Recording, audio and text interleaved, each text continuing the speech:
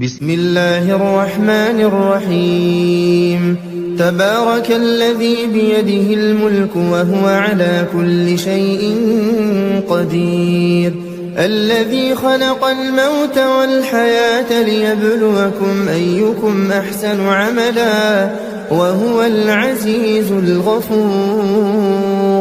الذي خلق 7 سماوات طباقا ما ترى في خلق الرحمن من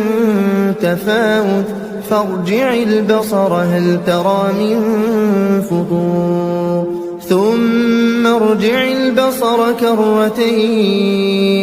ينقلب إليك البصر خاسئا وهو حسير ولقد زينا السماء الدنيا بمصابيح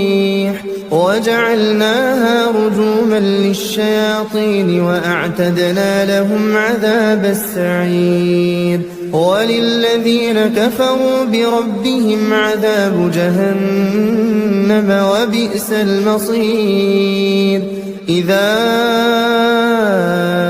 ألقوا فيها سمعوا لها شهيقا وهي تفور تكاد تميز من الغيظ كلما ألقي فيها فوج سألهم خزنتها ألم يأتكم نذير قالوا بلى قد جاءنا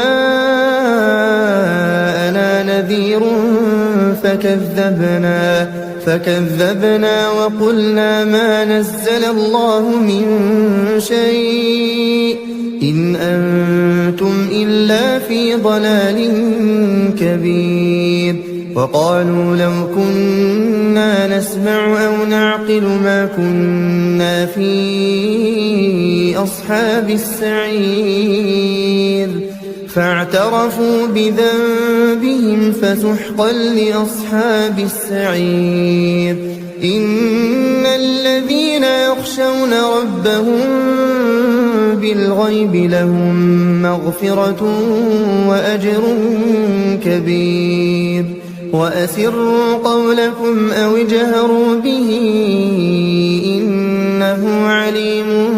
بذات الصدور ألا يعلم من خلق وهو اللطيف الخبير هو الذي جعل لكم الأرض ذلولا فامشوا في مناكبها وكلوا من رزقه وإليه النشور أأمنتم من في السماء أن يخسف بكم الأرض فإذا هي تمور أم أمنتم من في السماء أن يرسل عليكم حاصبا فستعلمون كيف نذير ولقد كذب الذين من قبلهم فكيف كان نكير أولم يروا إلى الطير فوقهم صافات ويقبضن ما يمسكهن إلا الرحمن إنه بكل شيء بصير أمن هذا الذي هو جند لكم ينصركم من دون الرحمن إن الكافرون إلا في غرور أمن هذا الذي يرزقكم إن أمسك رزقه بل لجوا في عتو ونفور أفمن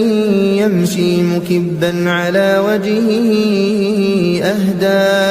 أهدى أمن يمشي سويا على صراط مستقيم قل هو الذي أنشأكم وجعل لكم السمع والأبصار والأفئدة قليلا